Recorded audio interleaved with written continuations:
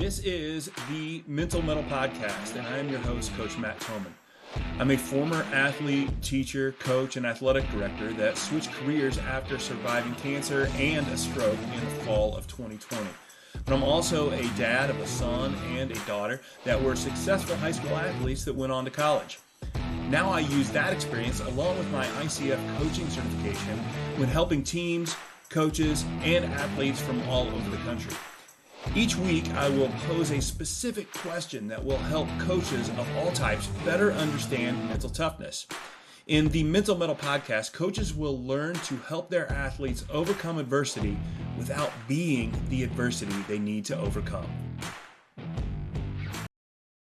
Mental Mettle coaching is driven by a passion for sharing knowledge and experience that will allow athletes and coaches to grow, play, and live in a positive way.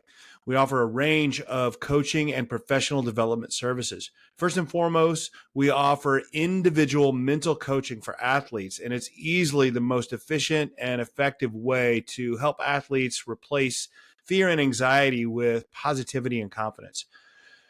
Mental Mettle coaching has helped middle school setters to high school lacrosse middies to D1 offensive linemen. If you have an athlete that needs to improve their mindset in athletics, mental coaching is the answer. We also offer team coaching, which uses the same concepts as individual mental coaching, but applies them in a group setting. Team bonding outings are great, but they do nothing to address the thoughts and feelings that can derail a team. Team coaching does address that, and it's a great option for helping your team grow. Finally, Mental Mettle coaching offers social, emotional learning, professional development programs for educators and coaches.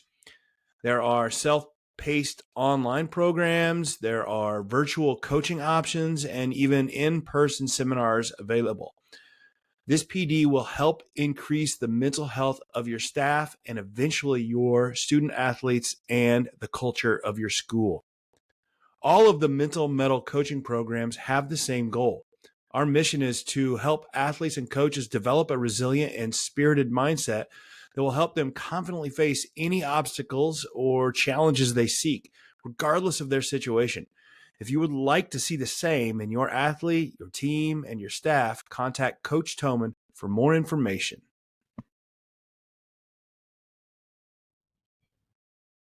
Welcome back to the Mental Mettle Podcast. I am your host, Coach Thomann, and I am with my guest here today, Coach Brandon Mueller.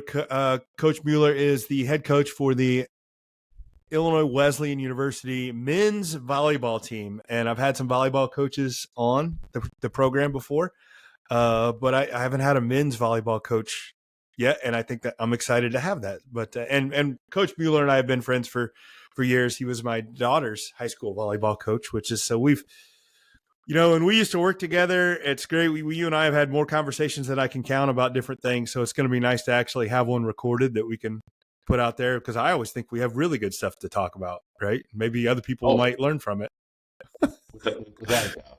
Really appreciate having me on today. And I think what you're doing is so incredible, and just connected people with the other side of, competing and the mental side of it, which is such a big part that's being talked about more and more. And I think you're, reaching a lot of people, which is exciting. I appreciate that. It's something that you said in your notes. I asked those questions and you mentioned that it was just, you said that in the sense that, but it wasn't something that was taught or worked on even when you were growing up in high school. Yeah. I mean, it was just never mentioned. It was just, go out there and play. And then, if things aren't going well, suck it up and figure it out type of a mentality, which is all I ever knew. And now, to, work with young athletes and the mental side of it is so important. So figuring out ways to connect with them and, make sure they can be at their best, mentally and physically. And, because I think that's how they're going to, compete and give you a chance to, win at the end of the day. Well, it's not like people didn't recognize the importance of the mental side, but it wasn't something that, it's like you said, go out there and suck it up and figure it out. And for those that were able to do that, it was fantastic. But for those that couldn't, it was like, well, I guess you're just not cut out for sports. Yeah. Oh, yeah. I mean, I definitely agree with you. And so it was, you'd have those few guys that, everyone would say, oh, they're ballers and they just do it. And then, the rest of them, they're struggling. And they're such a big part. And the great teams have those teams that everyone has a role and a part in it. And so figuring out those things is really important for me as a coach, and making sure everyone understands their role and importance, because right now we have 20 guys, and 1 through 20 is we can do it together. So. Yeah, I'm going to get back into that. Because that's a really good point. But first of all, I want to talk about how you grew up playing volleyball. I'm a Southern Illinois guy, so the fact that you're a fantastic athlete, great guy, you love sports, the fact that you're playing volleyball instead of basketball was always like, from a Southern Illinois guy, I'm like, what are you even doing? So it's just a different cultures, right? And where you grow up and stuff. How do you get into, give me a little bit of your past and how you got into volleyball? So I grew up in the suburbs of Chicago and Bartlett, and I was always baseball, basketball, played a little football, and I have 2 sisters, one younger and one older, and they lived volleyball, and so I was stuck at those tournaments all day long, and so I actually hated it, and I hated going to those tournaments, and I'd mess around and play with them in the backyard and whatnot, but it was definitely not my thing, and I never saw guys playing it, and so it never really clicked in, like, oh, this is actually an option anyways. And so when I got to be about 14, 15 years old, my sister's like, hey, why don't you try out for a club? And I did, and hit a ball, and I just fell in love with it. It was amazing feeling to just compete with other guys and at a high level, and I was extremely athletic, and so that helped. But I was kind of all over the place too when I first started. So when you go into high school, did you play other sports, or was it just volleyball? Yeah, so I started off my freshman year. I just played baseball. Baseball and volleyball were at the same time, but I was playing club, and I just wasn't ready to give up baseball yet, and so played baseball. I played football my sophomore year, and then after that, I just fully went all in on volleyball, and it kind of wrote its own story there. And so I went on and played at Springfield College in Massachusetts, and when I played, it was a little bit different in that that it wasn't as big, and so there weren't as many schools, and so we were lucky enough to be able to play Division I and Division III national championships, and I was actually in the same conferences like Penn State and George Mason and Rutgers, Harvard, Princeton, all those D1 schools up on the East Coast. And so to get that experience and play at that high of a level at a small school was important for me. I played in Germany for a year, which was another whole experience in itself. But volleyball has taken me a long way, and injuries kind of brought me down the path of coaching, which I'm lucky for now. At the time, I wouldn't say the same thing, but now I've been doing it for 17 years, and it's my passion, and something I extremely love to do is connecting with young people. So I was trying to figure that out when was looking at your stuff on in college. So you never transferred. You played all at Springfield, but it was you played a lot of Division I, Division III. Like it was just because it was a little bit of a nascent sport? Like it was small, so you had to find people to play. Yeah, I mean that's exactly right. I mean it wasn't what it is today, and so it's much smaller, but the experience was what I wanted, and so we got to play those big time schools, and compete at the highest level at that time when I was playing, and so very fortunate to have those opportunities, because now if you're going to a Division III school, you don't get a chance to play the Penn States, the Ohio States, and so I was lucky enough to do those things. Yeah, and I'm looking at some of your records here, and you had some really good. I mean, you played some national tournaments and stuff but I noticed the one here. Just when you're talking about being good at volleyball and athletic, you had a record at a 5-set match. You had 37 kills. Is that correct? Yeah, I mean that seems like a lot. I don't stat volleyball, but I know 37 kills in 5 matches is. I mean, there's only so many points, Coach. Yeah, I mean, I was good friends with my setter, so that helps. You know, you have that connection.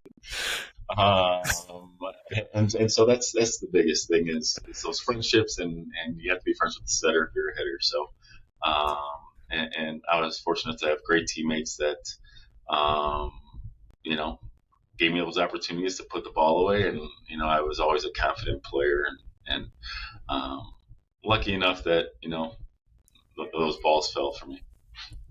So when you talk about being a confident player, but we also in the same breath, we talked about this was not something that like working on that confidence and working on that mentality was not something you did. You just had it. I'm always interested because it does happen organically for some people, right? Yeah. Where did your confidence come from? How did you grow yours in the sport of volleyball? Yeah, I think being knocked down a lot when I started playing club, and so there was a lot of guys better than me, and just saw the level that was possible, and it just intrigued me and motivated me, and so I worked endlessly on my craft and wanted to be the best, and you know, and so it just rose to the occasion and loved competition, and if somebody was better than me, then I have to figure out a way to you know beat him at the end of the day. So yeah, I just at the end of the day I just love to compete and get after it, and you know, my talents were what they were, but the competition was what it's all about. It's a interesting answer, but I love the answer and I hear it all the time, but what people don't understand it. I asked you where your confidence came from, and and your first thing you said was, I got beat a lot. Right. And that seems backwards to people, but I don't know but that's where the mindset has to be, because there's a lot of people that get beat all the time and it does the opposite. Oh yeah. Oh, for sure. And you know, I've been through it in coaching and playing, but yeah, I mean, you have to be able to grind through things, and you have to be able to accept failure, and you know, if it's important to you, you're going to figure out a way and find a way to push through those obstacles, and you know, hopefully come out better for it. And so I felt like those obstacles taught me a lot of lessons, you know, and it have definitely helped me in coaching. And so but I loved every minute of the competition, you know, on the floor, and now it's just a little bit different on the sidelines. Yeah, so that transition, you said you played a year in Germany, which it's a different. Anybody who goes over and plays like overseas, it's more than just the game. Like having you're uprooting your life and everything. But you're talking about an injury set you back, but then you also said that's what led you into coaching. There is another example of something that beat you down that turned into something positive. Tell me a little bit about that, about the injury and the transition there. Yeah, so I was actually back from Germany and was training in a tournament and tore my ACL. And so there's a 9-10 month setback. And, you know, I never really wanted to give up, you know, playing. And then I actually tore it again about 9-10 months later playing in pickup basketball. And so I just kind of got the idea that, hey, maybe my body's not ready to keep doing this thing. And so actually at that time when I tore it the second time, the varsity position at my high school that I went to opened up, and I was like, well, you know, I love volleyball, and so how else can I be involved in it? And I was lucky enough to get the position at 24, and I'd coached a little bit before. I'd coached the freshman team and right out of college and those types of things, but and then it just kind of took off from there. I coached at Bartlett for 4 years and had a lot of learning experiences. I had some really good teams and good players that played some Division I volleyball, and I learned a lot because I made a lot of mistakes being a young coach, and then moving on from there, I went to Deer Creek-Mackinaw, and that situation was quite different, and coming into a really great program, and then going on to Wesleyan with nothing there, and starting the program. It's been up and down on your coaching career, but some of those early mistakes you're talking about, going from being a really good high level player, and then just I don't know, maybe if you didn't assume that or not, but a lot of people coaching is different than playing. And talking about those mistakes and what you had to figure out or unlearn. Yeah, I mean, especially me being 24 years old and having a successful playing career. I thought I knew it all, and this is going to be something that comes to me really easily, and I was so off on that, and so it was a challenge, and I was with a really talented team. My first year coaching varsity volleyball, I had a couple players, like I said, that were Division I players, and I was confident. I thought they were confident, and we went out there and laid a clunker our first game, and I was like, oh my, what do I do now? Because I had this feeling inside that I had never had before, that I felt like I let the team program down and didn't prepare them the right way, and so I just really had to change my thought process and the way I attack things, and how do I train everybody? Because I think my focus was mainly on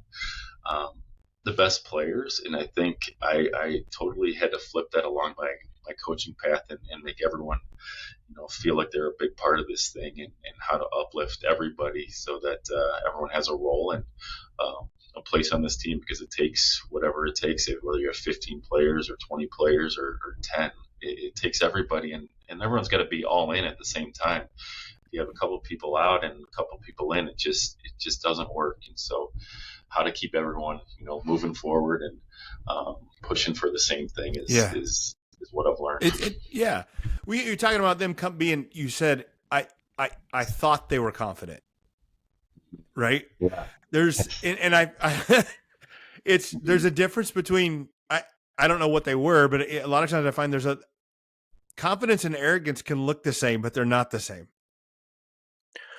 You can't make chicken salad out of chicken feathers, or perhaps you've heard it or even said the other version. Regardless, good coaches should not blame a lack of success on the players they get to coach. It's a lame excuse, and I'm sorry if that ruffles your feathers. But it's your job as a coach to develop your players. If your athletes lack skill or mental toughness, it's your responsibility to develop it. But how do you make today's athlete tougher without risking breaking them? Well, Mental Mettle Coaching now offers professional development for coaches, explaining how to do just that. The program is called Ember to Inferno, Building Mentally Tough Athletes. It teaches real tools and tangible methods that are proven to increase the mental health and toughness of athletes. The program is available as an in-person seminar or as virtual small group coaching. Don't wish for mentally tough athletes. Build them. Contact Mental Mettle Coaching today. Parents of athletes know that confidence and belief are fundamental for success. We want them to play without fear and without anxiety, but once those negative thoughts take over, it can derail years of work. Turning that anxiety into belief is similar to building strength and speed. It just takes intentional effort over time.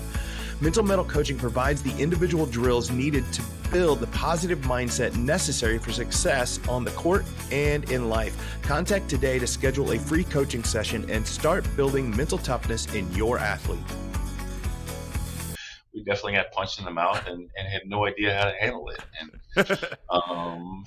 And so we had to grow through those things and talk about those things and figure it out. Like, all right, well, now we got to, prepare better and figure out ways to come together as a team and play at a high level together. And that's something we learned to do throughout the season, but it was definitely a wake-up call, and I'm glad it happened the first game instead of the last game. So that's fair. All right, at least yeah. You learn what you're dealing with. Then you come down, you leave Chicago, the burbs, and you're heading down Central Illinois, and it's interesting because you took over a program that was already.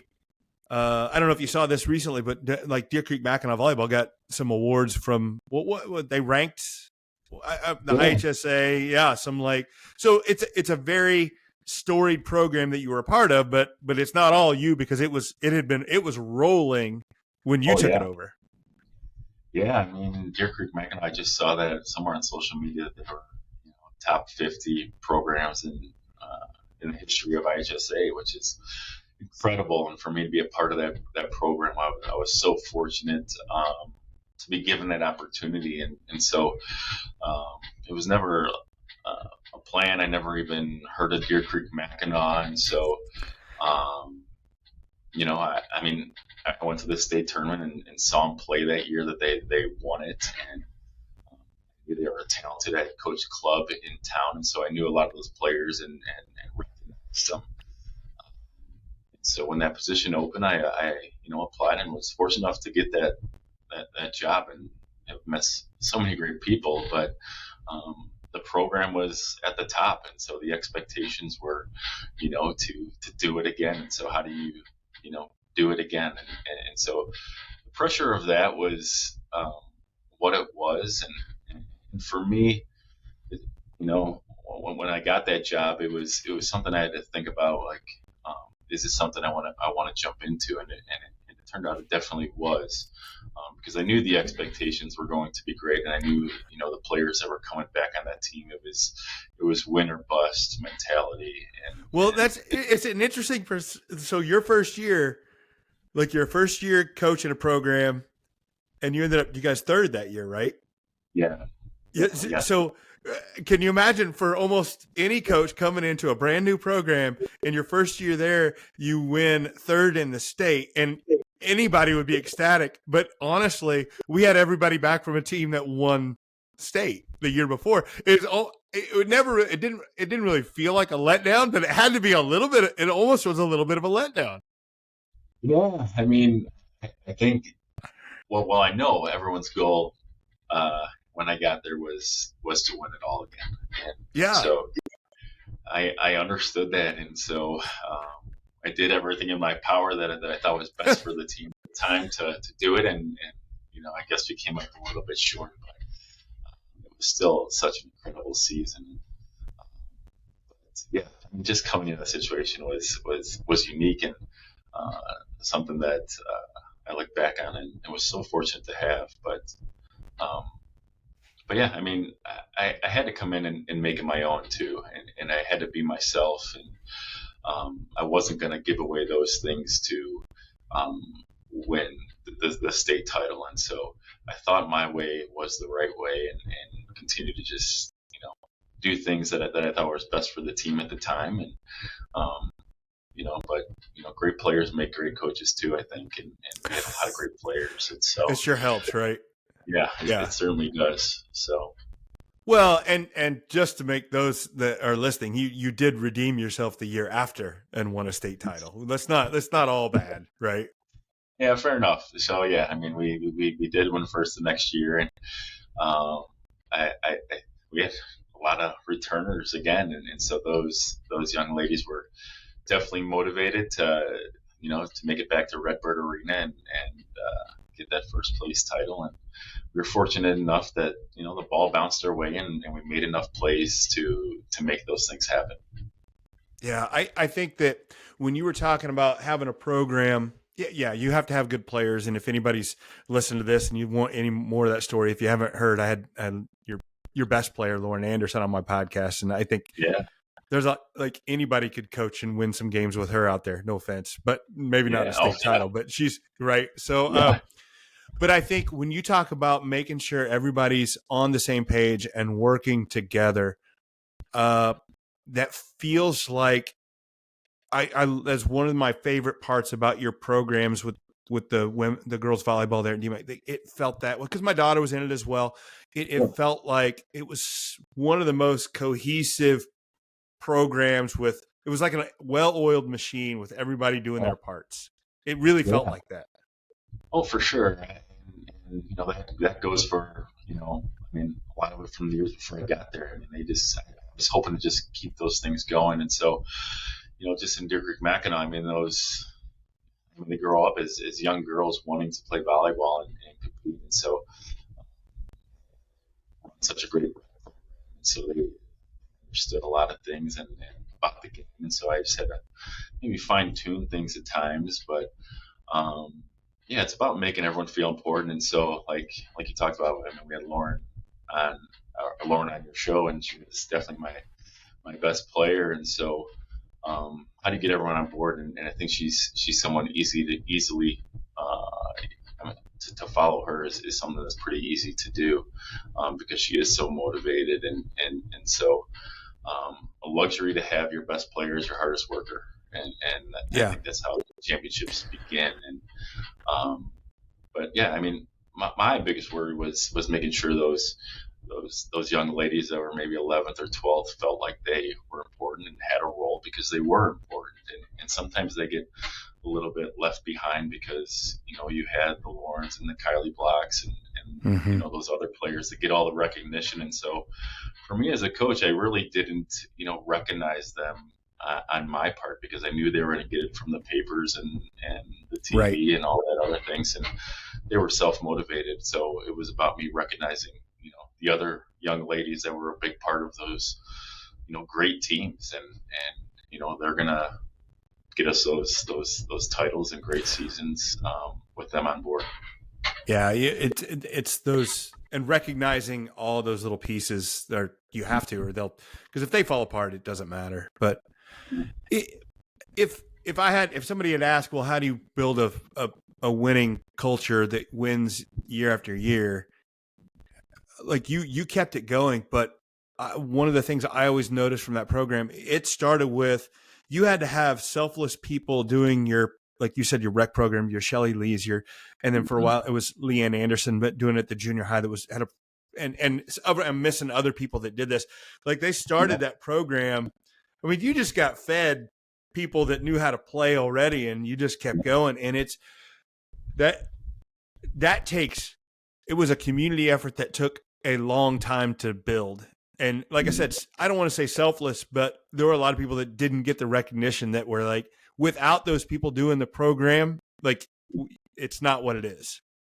Oh, without a doubt. Shelly Lee and Leanne Anderson, I mean, they're such a huge part of the success at the high school level and below. I mean, the junior high level. And so it starts there. I mean, when you don't have to worry about, teaching them how to, pass and set the technical stuff, it just makes your life so much easier, and they know how to like move on the court and know how to rotate and all those little things that go into volleyball. And so, yeah, I mean, those things definitely go unrecognized. And so I definitely reaped the benefits of what that community had done and built. And so I was just a little piece of what they did, and proud to have been there and hopefully impacted a good number of young ladies.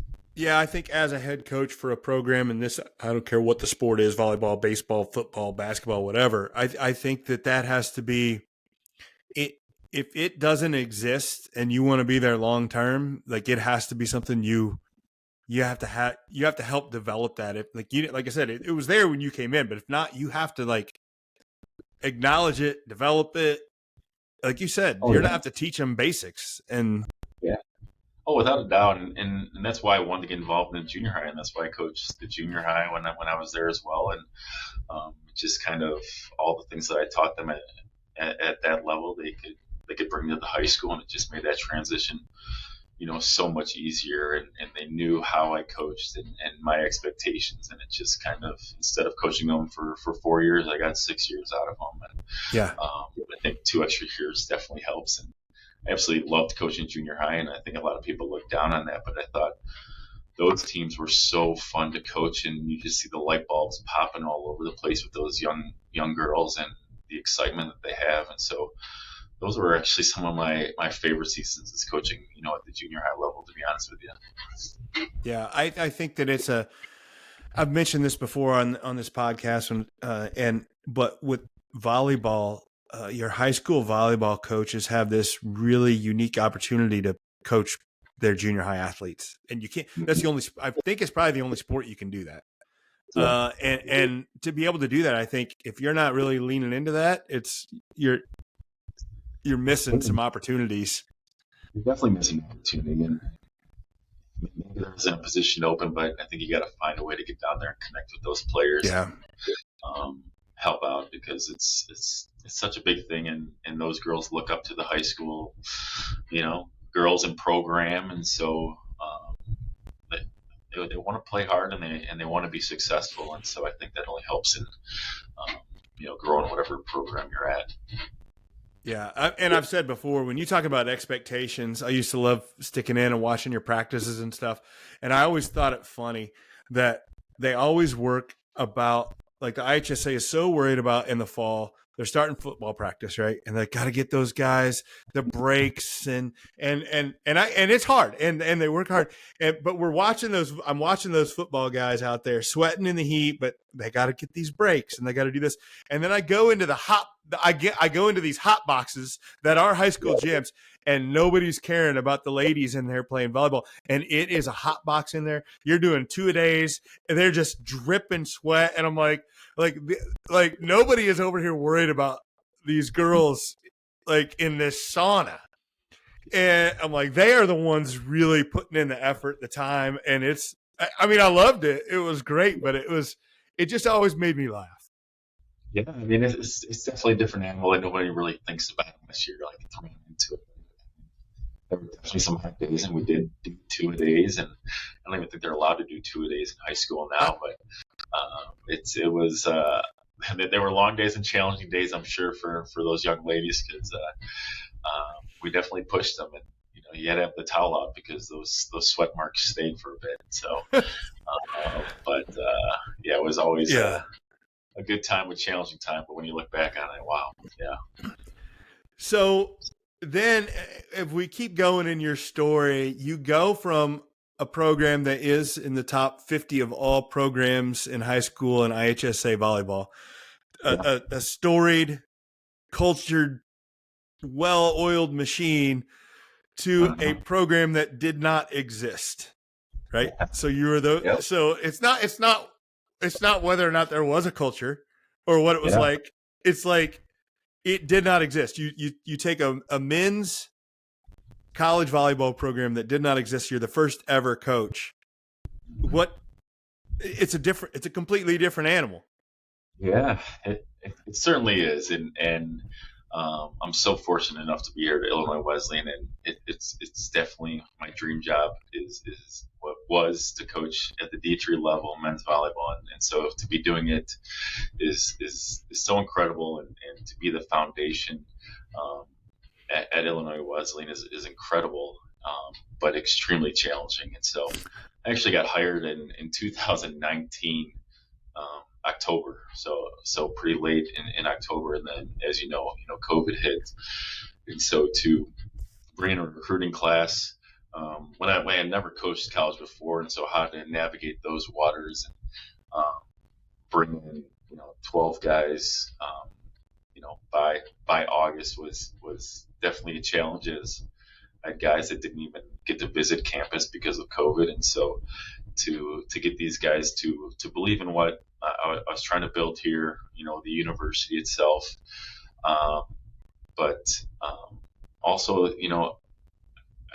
thought just giving them my plan and what I was going to build was hopefully going to make them feel comfortable making that decision to come here, and so it's been a challenge and something that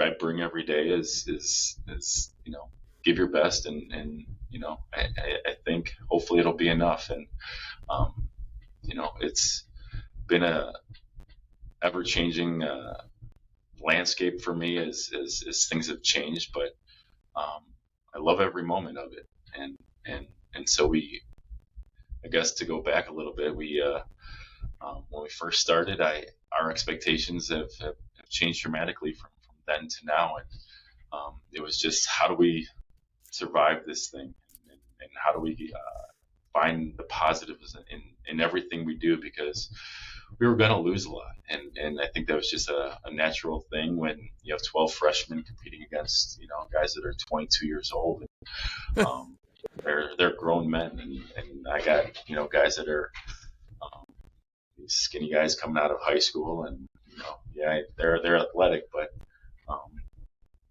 they haven't hit the weight room like those 22-year-old old guys have. So it was an eye-opening experience for me that first year, and we were fortunate enough to win 3 matches. But that was 3 matches, and a lot of hard losses, and challenging us mentally, physically, and what are we doing here? Is this the right thing that we're doing? And but I always felt if you stay the path, good things are going to happen, and it's about building the right culture for me, and so with that being said, it's about bringing in the right people, and so that was my number one thing: is how do I bring in good people with high character, guys that believed academics were important, and guys that love to compete, and I did that, and I continue to do that, and those are the 3 main things I'm looking for, and we can figure out the rest. But if we don't have good people and the right mentality, then this is never going to work. And so I'm really proud of where we are now and where we're going. We just brought in 10 young freshmen, and they're extremely athletic and a lot to learn, but we have an opportunity to do some great things and turn some heads this year. Yeah. So I want to dive into the nitty gritty there a little bit. What were the 3? You said you had 3 things that you're looking for. What are those things? What are those things you're always looking for? So I'm looking for high character young men. I'm looking for good people, great teammates, guys that want to push the person next to them to be better at the end of the day. I'm looking for people that believe academics are important. I want our guys to be successful, not only the 4 years while they're here on campus, but the next 40 to 50 years of their lives, and whatever career path they choose. And I believe getting it done in the academic arena is going to set them up for success once they leave here. And then the third thing is I want guys that love to compete and get after it. I have never guaranteed playing time to anybody. I never will guarantee playing time to anybody. But if you come in there and compete in every area, whether it's the weight room, nutrition, sleep, the mental side of it, video, on the court, if you can do really well in a lot of those areas, because you're not going to do well in every single area, you're going to have an opportunity to see the floor. And then my thing is take advantage of your opportunity, make it so I can't take you off the floor. At the end of the day, I'm here to win and compete at a high level, and so make it so I can't take you off. So, well, I agree. It's that whole thing about a coach playing favorites, and I always said absolutely. I always had favorites. It's the ones that do the things I want them to do, and do. It's just this funny thing. Coaches, do you dream of guiding mentally tough athletes towards a championship? Kids that are resilient, persistent, and unshaken by setbacks. Well, in today's world, those athletes aren't born. They have to be developed. Many athletes face significant challenges and risk burnout. So how do we foster that mental toughness without overwhelming them? Well, introducing the Ember to Inferno program, Building Mentally Tough Athletes. This series is designed specifically for coaches, offering a deep dive into your own journey of mental toughness and equipping you with practical tools to build confidence and belief in your athletes.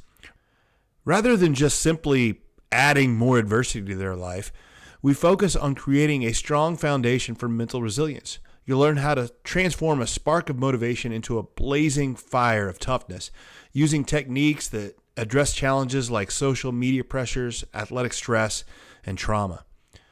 Don't just wish for mentally tough athletes, build them. Join the Ember to Inferno program today and ignite the potential in your athletes. For more information, contact me, Coach Thomann, at Mental Mettle Coaching.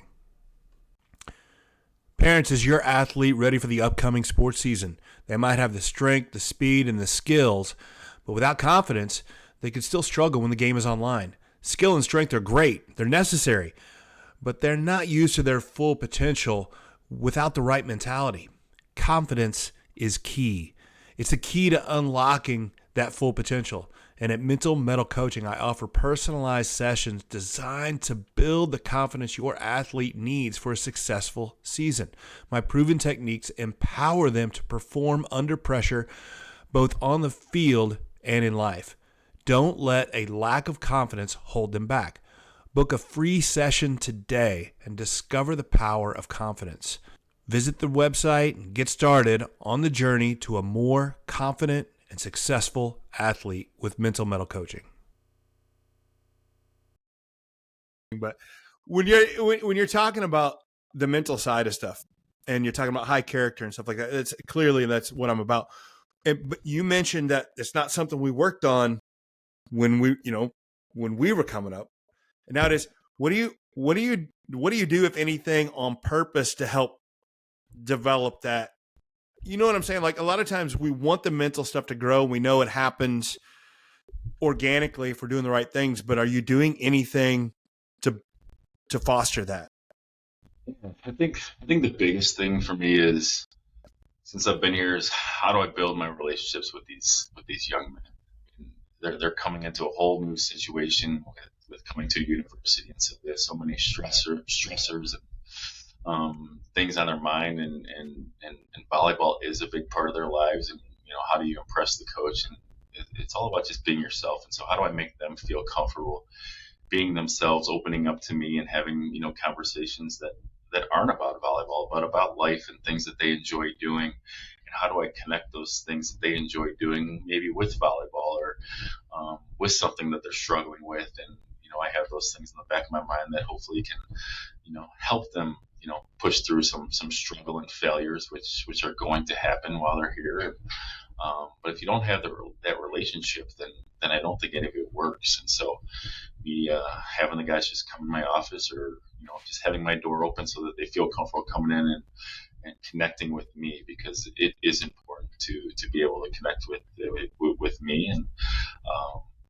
And so I got to find ways to connect with them, whether it's on the court, just pulling them off, and especially during warm-ups, like hey, how was class yesterday, or what's going on tonight, or what are you up to? And then when things start, we kind of lock in. But just finding ways to connect on a personal level is probably my number one priority for these young men. Well, that's interesting, because and I agree with you. It's just being a good human and making those relationships, because even if you said, hey, we wanted to work on a mental thing and we're going to do some breath work, or we're going to do this or whatever, but it was like, but you didn't have a connection with them. It wouldn't matter. It doesn't matter what you're trying to teach them. If you don't have a good connection with them, whether it's hitting a volleyball or breathing correctly, or whatever, if you don't have the connection, it's deaf ears and it doesn't sink in. Oh yeah. So that's it's such a big part. If they know that I care, they're gonna work a little bit harder, I'm sure. And it's just one of those things. And I asked the question about what mental toughness is, or what you think it is. And I loved your answer, and that you said it's always talking about beating the inner voice. And it's something, personally, whenever I work with a lot of athletes, it's one of the main things that I have to focus on, is addressing our inner voice. And because I feel like our inner voice, I love the way you said it. You said you have to beat your inner voice, with the meaning there is that our inner voice tends to be negative. If we aren't working on it, like we have to, if you don't try to control it, it's going to control you, and it's going to be negative, and it's not going to be good. And I'd love to get your take on that inner voice and how important you think that is. I think, at least for me, it's up there at the top. And so how do I deal with it every day, and I know our players do, and it doesn't necessarily have to be in the academic arena or the athletic arena. It can be everywhere, just choosing the food you eat, and lifting weights. Are you going to do that extra rep? Showing up in the weight room is one thing, but are you attacking the weight room like you should, or just taking the easy way out? And so for us, we practice at 5:30 a.m. in the fall here, and so I think that is such a big thing for me. And their mentality, like, is volleyball important to you? Like, these are young college, athletes. Like, they do not want to get up at 5 or 4:30. Nobody does. I don't either. But I think if we're all doing this together, it's going to help us um, be ready for a lot tougher things than waking up at 4:30 in the morning. And so, if they can push through that inner voice saying, "I don't want to get up and go to practice," and then when they get there and they see their teammates here, pushing through at the same time, I think it takes us a long way. And it's been something that I've done since I've got here, and we're going to continue to do it because we got to beat that inner voice that's saying, take the easy way. And if you take the easy way, we don't have a chance to achieve the goals that we want to achieve. And our expectation and goals are high, and the only way to get there is by defeating that voice every single day with your actions and being positive at the same time and pushing each other. I love that because so practice is at 5:30. You have two options. You can get there and be like, I don't want to be here. I hate this. I'd rather be sleeping. That inner voice, that negative inner voice, like, what? Yeah, does it suck? Nobody wants to be up at 5:30, right? No, they don't. But if you can change your mindset and be like, this is what I wanted. This is part, like, I wanted to play college volleyball. This is part of it. I want to be here. And actually start, as you said, say, us being up at 5:30 to practice actually makes us better because it's a hard situation and we are taking it positively. Those things matter. It changes. I'm sure it changes how much you're able to get done in a practice. It sets the tone for a practice from the start. Oh yeah, I mean, it definitely sets the tone. And you're always going to have clunkers throughout, every season with this practice being not great. And to be honest, our morning practices have been amazing because they're locked in, ready to go, and they see their teammates there ready to do the same thing. And I think it helps build those relationships too because they know they're going through a little hard together. And their relationships with one another is how we're going to do great things here. And so it's a really connected team, and to have half our team as freshmen, I think that's hard, but they're really connected, like I said, and so going through this is going to only pay dividends, down the road for us. Yeah, no, it's an opportunity. I'm sure that you didn't choose the 5:30 a.m. practice. It's probably just scheduling. It's just what happens, right? But it's an opportunity. It's actually an opportunity for you to build some character and resilience that you wouldn't have if you were just doing a 4:00 p.m. practice. Yeah, you gotta believe it. Yeah, I mean, it just kind of worked out that way with my wife's schedule and all the schedules going on here at our university. And so when I have it our first year, I was like, well, let's just keep it going. And so we never have conflicts with any other team. So it works out, and we're growing from it and being better for it. So. Yeah, so you have, in the fall, you have the option where you could change it, and you're just sticking it with 5:30. Yeah, we could be 7 to 9:30, but I think that's taking the easy way out for our guys. So I love it. I love doing things on purpose, hard, knowing it goes back to what you said about confidence, right? You gained confidence from getting beat down, and it's like doing hard things and overcoming them and fostering that voice in a bad situation. It just pays such big dividends. I love it. Yeah, it's been a good thing for us so far. So hopefully, it continues to do the same thing for us here. Yeah. So what's up? What's next for the program? You feel like you're moving in the right direction?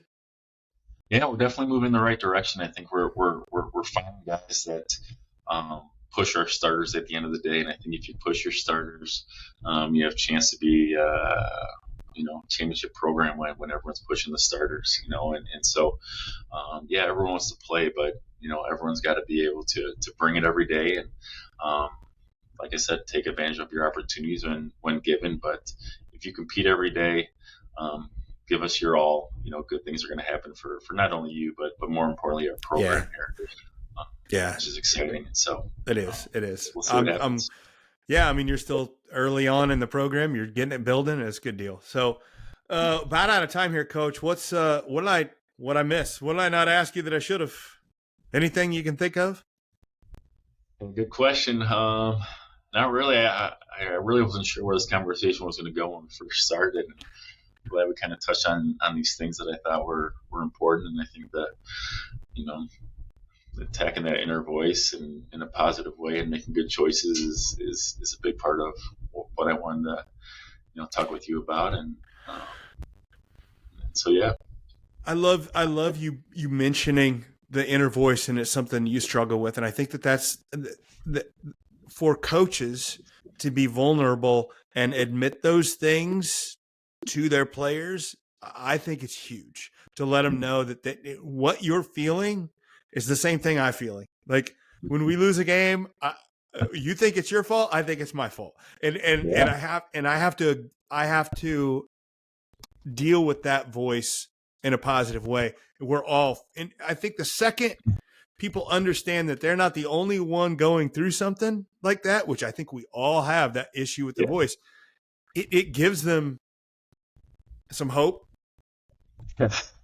Yeah, which is huge. Yeah. Yeah, I mean, we're all in this together. And so how do we help each other be better? So, yeah, I mean, I get it. You only hear your voice when you're thinking about it. We're all struggling at times, and you never know what somebody's struggling with, what somebody needs. And so, yeah, be a better person at the end of the day. Yep, absolutely. Coach, it's been great catching up. I'm going to do my best to catch a game this season. So we'll come in and watch a Wesleyan men's volleyball game. I'm excited to see it. So thanks for coming on. I genuinely appreciate you coming on. Thank you. I appreciate the time and giving me the chance to be on your podcast. You bet. Appreciate it. Thanks, Coach. Yep, thanks. Mettle is a person's ability to face adversity in a spirited and resilient manner. It is a great skill to have for athletics and for life, but it is not something we are born with. If you want it, you have to forge your mettle. And if you listen to the Mental Mettle podcast, you already know that, but not everybody else does yet. So help me out by ordering and wearing some sweet The Mental Mettle podcast gear. We've got short sleeve tees, long sleeve tees, and some super comfortable hoodies. Order online today and you can have your gear in no time. But the best part is that every order helps support the show and helps me spread the message that mental toughness is a trait that can and should be built. So find the link in the show notes, order your gear, and start showing that you know how to forge your mettle.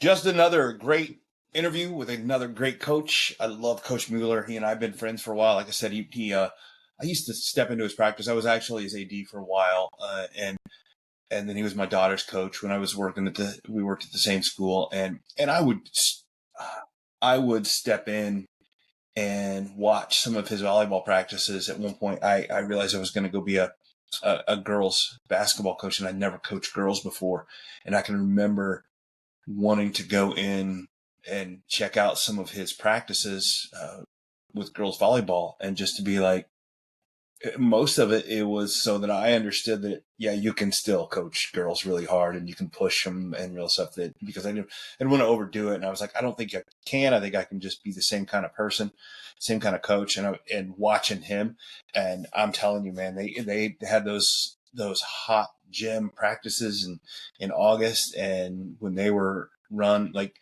Deer Creek-Mackinaw volleyball is like, again, they were in that top 50 programs for IHSA volleyball all time. And just the amount of, they just rack up. Regionals were an expectation, and just a great program. I was loved that my daughter played for him. So he's a great coach. And I thought that would be a great interview for the podcast. And I was right. It's just a lot of really good stuff. And it was just, and I also realized, and we talked about it in there, and I knew it would be such a really good, interesting conversation, because he has coached teams on as far on the spectrum as you can. One, that he stepped into a culture that was just rolling. I mean, it is rare, absolutely rare, to get a head coaching job in which the team won a state championship the last year. Usually people don't leave jobs like that, especially when you had everybody back. And it was a weird situation how he got that, but he he stepped into it and knew that he was going into a program that was high expectations, high pressure. And then he did well there, won a state championship, tons of regionals, tons of sectionals, just a great program. He did a great job, but then he went to a program that did not exist and had to build it from the beginning. And just the dichotomy of those two situations. And I was just really wanted to see what he had to say about it. It was a great interview, good stuff to talk about. And I love how he talked about all these things we're talking about, that what mattered to him was building those relationships. And that's nothing new. Coaches know this, but I watched him build relationships with the girls with a culture that already existed. And he came in and build relationships. And then to know that he did the exact same thing on a program that didn't even exist, and knowing that that was the way to do it, was building relationships is huge. And I think most coaches would offer or would understand and say, yeah, of course that's true. But I think it has to be on top of mind a little bit more than just say something that you think will happen, or that it'll help, or this is something we should do. Building those relationships is just, it needs to be way in front, top of your mind, making sure that you're building that relationships, increasing the communication, helping them understand yourself a little bit, what they can do, how they can grow, and all of those things. And I think that we ran that conversation into about the voice and how you can talk to yourself. And I think him being vulnerable and saying, hey, this is something I still struggle with, controlling that inner voice and having that be part of the conversation with your players it's a beautiful thing, right? It's helping each other and letting them know we're all in the same boat. Like, coaches, you are the same as the players. You want to win. You want to do well. You feel pressure. Why not work together on this, right? And I think that's Coach Mueller does a really good job of that. I love his stuff about the continuing to do the 5:30 a.m. practice on purpose, and using it as an opportunity to do something hard, because I'm all about that. I'm all about, if you do things hard on purpose, and that you put intentional adversity on yourself or your program, and it makes the mandatory adversity of a game or life or whatever situation all that much easier. And I think I love what he's doing there. I love how he's doing that. And it's tough. It's nobody wants to do it, but it gives you the opportunity to change your mindset around it and say, this is not something we have to do. It's something we want to do because this is what makes us better. And having that mindset is a huge boost into building confidence. So you have to be looking for those opportunities, whether or not you do it on purpose or they show up. When these hard situations show up and these less than ideal situations show up, find ways to make them work for you and say, okay, this is a tough situation, but we're not going to act like we're the victim here. We're going to be the conqueror. And I talk about all the time, some of the PD that I do, how we need to change a mindset of, we're not trying to overcome an obstacle so much as we're conquering one. It's a mindset thing about, hey, this is a tough situation. We can either say feel like the victim, or we can feel like the conqueror. And to feel like a conqueror makes a whole lot of difference in how you build your confidence. It's a huge thing. Just a great interview. I loved talking to Coach Mueller. I can't wait to go watch a game up. They play in the spring. Go watch a men's volleyball game and just watch how he's building that program. I mean, I'm a Millikan guy, so it's it's a Wesleyan thing.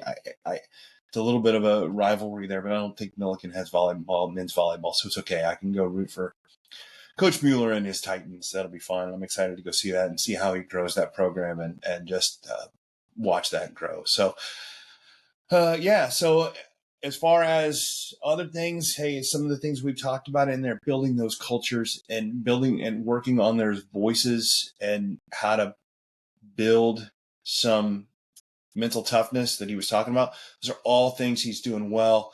I know that he works on those things. If you struggle with those things as a coach and you say, I like these ideas, but I don't know how to implement them, or I don't know how to implement that mindset, let me know. Team coaching is something I love to do. I love to go in and appeal to the competitive nature of these players, these teams, but in that also appeal to that competitive nature, but help them understand that this is a competitive edge, changing your mindset around tough situations and just understanding. And I think one of the cool things about team coaching when you work with a team is it helps them understand each other. Like when he's talking about he said something about the voices and he said, hey, even I struggle with it. Don't assume that your players think that everybody has the same struggles that they do. As we get older, we understand that, hey, everybody's got their own demons. Everybody's got their own issues. Everybody's got their own voices. But a young athlete, even in college, high school, they don't necessarily understand that. A lot of times they think it's just them. And I think these team coaching and this group coaching stuff can really help them see others and see things from different perspectives and realize, hey, we're all going through this together. It's a great system. If you are interested at all, hit me up. I would love to talk to you about how the team coaching that I do and watch how you can build that culture, build those relationships better. It's a great thing. So, but yeah, until next time, well, thanks for listening. Make sure you're going to like, share, subscribe, all those things. It's growing. The podcast is growing, reaching more and more people all the time. And I love it. And I couldn't do it without you guys. So thanks for doing that. And until next time, I'm your host, Coach Thomann. This has been the Mental Mettle Podcast. And always remember, forge your mettle.